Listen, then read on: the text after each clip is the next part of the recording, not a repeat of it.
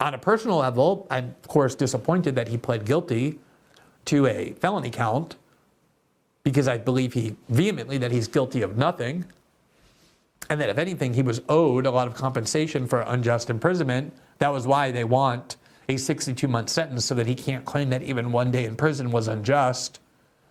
But on a personal level, he's married. He has 2 children who are now growing. I think they're 7 and 8.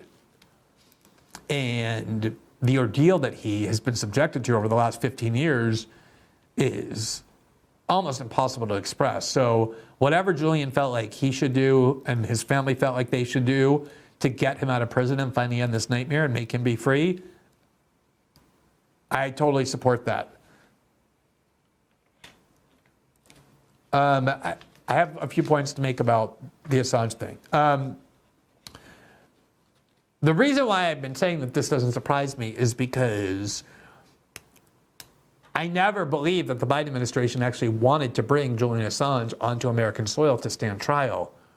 Imagine the spectacle that would have created as Biden heads into an election. Imagine the risk to the U.S. government of allowing Julian Assange to go on the stand and speak about the things that he believes he has discovered and wants to say. And it would put on Joe Biden's record that he would be the first American president in history to preside over the imprisonment, not of a source who leaked information, but of someone who published classified information, which every newspaper in the United States does on a regular basis.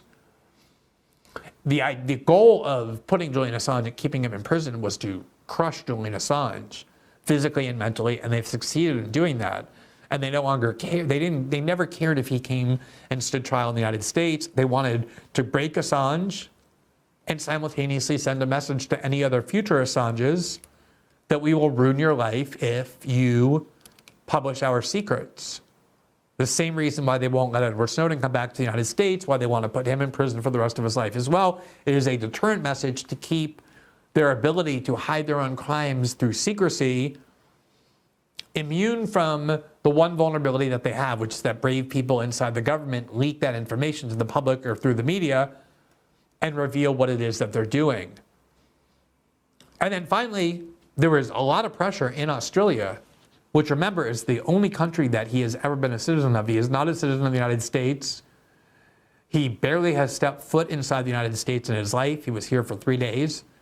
And the Australian citizenry started to get very angry at the subservience of the Australian government, saying, how is it possible that you are not standing up to the United States and demanding the release of our citizen and coming back to Australia? And so the Australian government, pressured by that growing citizen anger, has been insisting that the Biden administration agree to Assange's release and that would let him go back to Australia.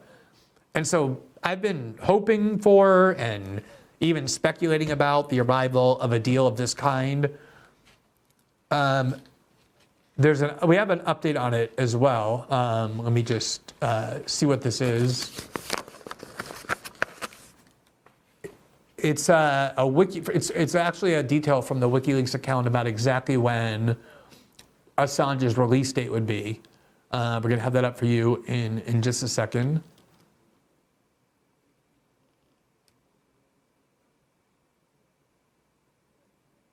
This deal, by the way, still has to be approved by the federal judge who's presiding over this case. But given that these federal judges in Northern Virginia and Eastern Virginia are completely subservient to the U.S. government, my guess is they'll rubber stamp whatever U.S. prosecutors want.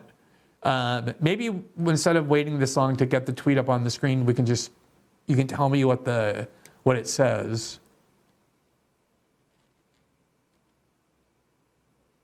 Okay, yeah, so here's the